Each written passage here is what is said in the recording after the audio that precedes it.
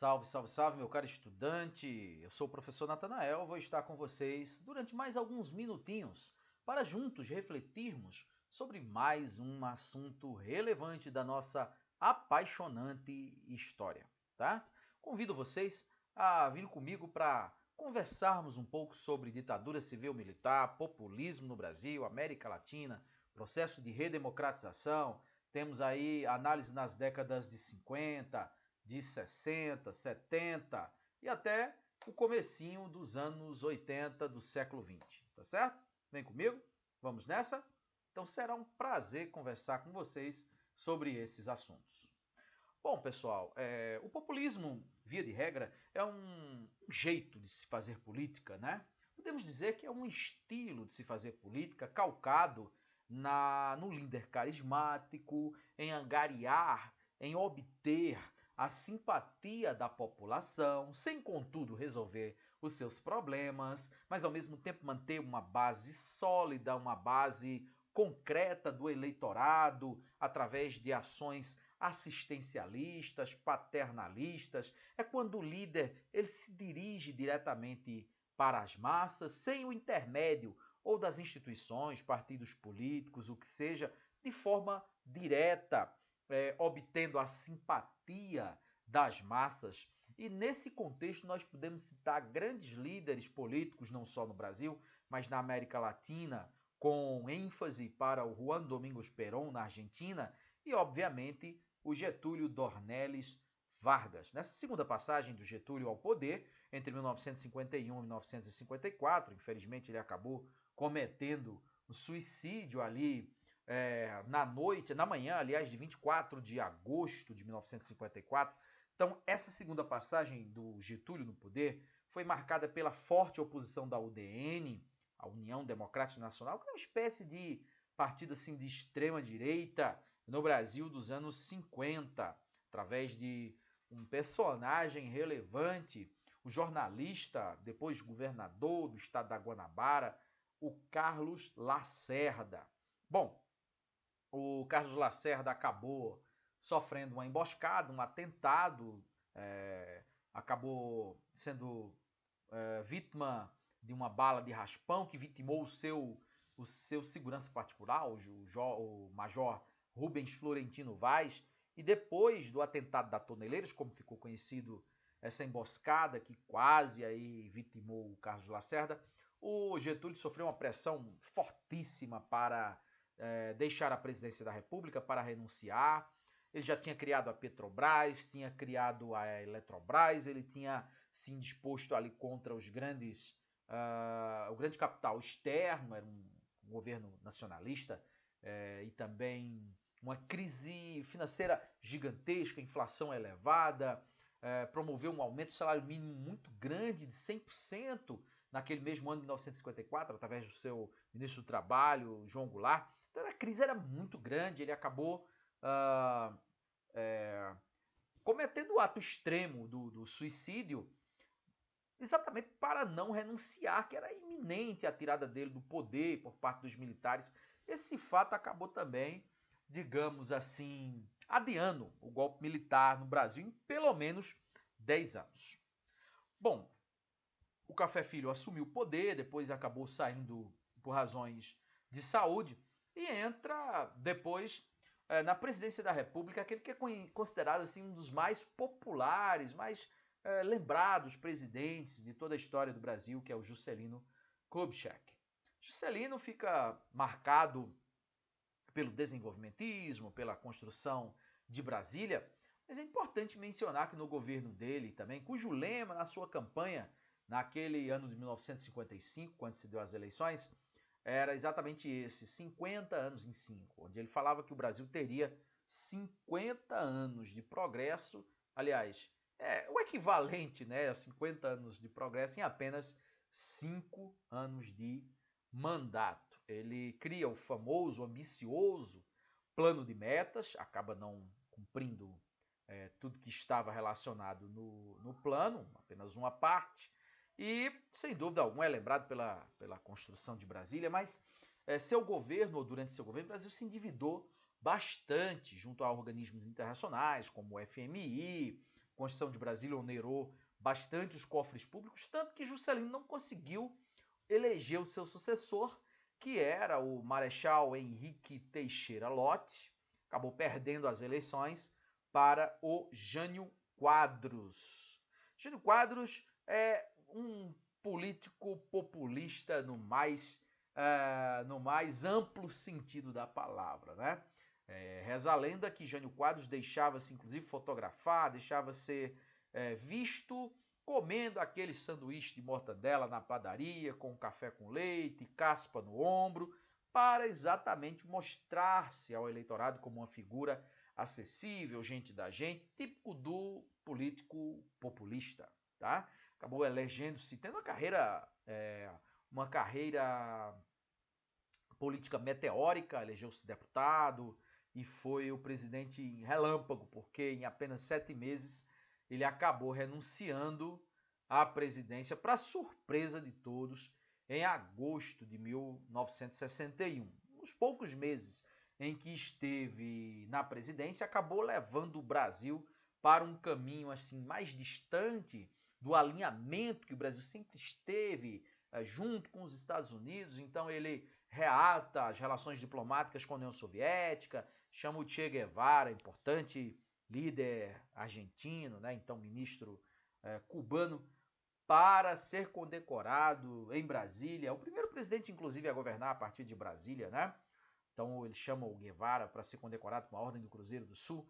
As pressões foram grandes, o governo não satisfazia nem a burguesia, nem os Estados Unidos, nem os grupos, os grandes conglomerados nacionais, muito menos o povo. Acabou sendo engolfado aí numa crise que culminou com a sua renúncia, para surpresa de todos, um governo relâmpago que passou pelo Brasil naquele turbulento ano de 1961. João Goulart vai assumir inicialmente na condição houve um imbróglio, né, para que ele assumisse. O então governador do Rio Grande do Sul, Leonel Brizola, encabeçou a chamada Campanha da Legalidade. O João Goulart assumiu na condição de presidente num sistema parlamentarista, que o presidente é esvaziado de poder, mas em 1963 organiza-se um plebiscito, a volta do presidencialismo. João Goulart, de fato, agora empossado como presidente, seu governo foi marcado aí por algumas polêmicas, né? Para variar, toda a oposição da UDN, mas sem dúvida alguma aquilo que a gente pode destacar como relevante no governo do João Goulart foi digamos assim, a tentativa, né, de implantação das chamadas reformas de base. Se você for olhar direitinho, ainda se fazem necessárias nos dias de hoje. Era um conjunto de reformas que ele envia para o Congresso Nacional e que naquele momento, praticamente no auge da Guerra Fria, foi vista como uma ação comunista, né? Ela previa essas reformas de base, uma reforma tributária, uma reforma política, uma reforma agrária, não é? E o João Goulart sofre pressões ali de todo lado, não ajudava muito suas ligações antigas com Getúlio, né? Que era visto como golpista. Quando ele era ministro do Trabalho, tinha dado aquele aumento de 100% do salário mínimo, que enfureceu a classe empresarial e acabou sendo vítima ali de um golpe de Estado que derrubou o seu governo. Ele se exila no Uruguai, onde falece em 1976, e o Brasil mergulha aí numa fase de ditadura civil-militar que dura muitos anos. Para ser mais exato, 21 anos, tá? Então, em linhas gerais, nós tivemos 5 presidentes militares. Esse período vai de 1964 até 1985, tá? Em linhas gerais, ocorreu o chamado milagre econômico, quando a economia do Brasil, no triênio 1969, 71, 72, nós tivemos aí um crescimento da ordem de 11, 12% de crescimento do produto interno bruto, somatório de todas as riquezas do Brasil, e isso se deu em função desse tripé que você acompanha aí na tela: a concentração de renda, a expansão do crédito consumidor, a abertura da economia ao capital externo. Vou explicar rapidamente o que é que isso significa.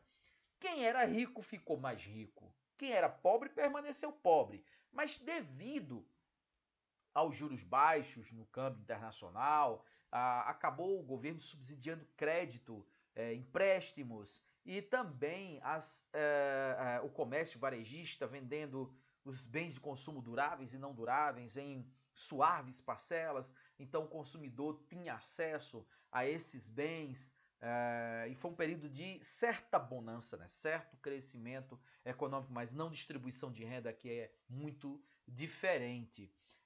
Em contrapartida, nós vamos ter um período inflacionário cada vez maior. A inflação é a alta dos gêneros alimentícios, aluguéis, os preços das coisas em geral. No final dos anos 70, essa fórmula estava tão desgastada que o Brasil chegou a praticamente quebrar, decretar em 1981, depois em 1987 também, já com o governo Sarney, moratória, quer dizer, o calote na dívida que o Brasil tinha junto aos organismos internacionais, aos banqueiros, ao FMI, por exemplo. Então foi bem desgastante. Foi um período de, no início, euforia, mas posteriormente de grande e grave crise econômica. Bom, temos 5 presidentes militares, o governo do Marechal Castelo Branco, aqui na fotografia você pode ver. Castelo Branco é o primeiro presidente que vai instituir os primeiros atos institucionais, substituindo a Constituição de 1946 por leis editadas pelo governo, que vai instituir o bipartidarismo, só 2 partidos, né? A Arena, partido de situação do governo, e o MDB, o partido de oposição, Movimento Democrático Brasileiro, além de outras prerrogativas, outras mudanças, muita censura, não é? Tanto aos meios de comunicação, quanto no que diz respeito também à liberdade de expressão do cidadão. O governo do Costa e Silva é marcado pelo ato institucional número 5, a mais repressora lei dos governos militares, fechou o Congresso, então o presidente governava sozinho, era um negócio bem sinistro, né? Depois nós temos o governo Médici, destaque para o crescimento econômico, que se dá principalmente no governo desse general gaúcho, e também o combate aos chamados subversivos, é o momento de maior violência contra os opositores ao regime militar, que muitos deles pagaram com a vida o fato de serem contra a ditadura. O governo seguinte foi o governo do único protestante, fora o atual, né, o Jair Bolsonaro, que é exatamente o general Ernesto Geisel, que era luterano, né, descendente de alemães, e no governo dele já começa realmente uma crise muito grande do ponto de vista econômico. Ele criou o pró-álcool, né, a criação do etanol, do álcool como combustível a partir da cana, exatamente pela alta do petróleo no campo internacional, devido às guerras no Oriente Médio, para ficar aí um exemplo de um fato importante que aconteceu no seu governo. E o último presidente dessa linha foi o general João Batista Figueiredo. É o general, é o governo que vai promover a reabertura, que vai promover a volta do pluripartidarismo, a lei da anistia, os artistas que haviam sido exilados, que tinham ido morar fora do país, os políticos opositores retornam, e a redemocratização acontece a partir de 82 e mais precisamente em 1985, quando ocorrem as eleições indiretas. Só o Congresso Nacional, o Colégio Eleitoral, os membros das Assembleias Legislativas votavam para o presidente, sendo vencedor, após a intensa campanha das diretas já em 84, que não obtiveram êxito, mas lançaram a figura do presidente Tancredo Neves, né, que acabou vencendo em janeiro de 1985 as eleições contra o então deputado federal Paulo Salim Maluf.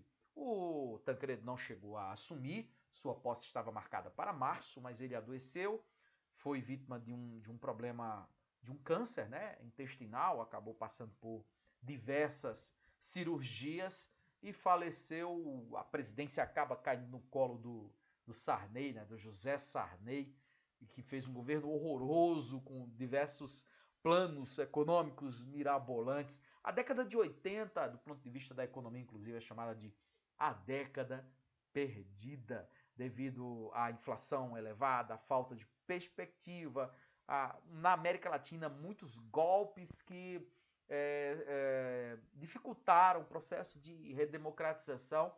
Então, mas esse é um assunto para uma outra aula, eu fico por aqui. Valeu e até a próxima, meus queridos!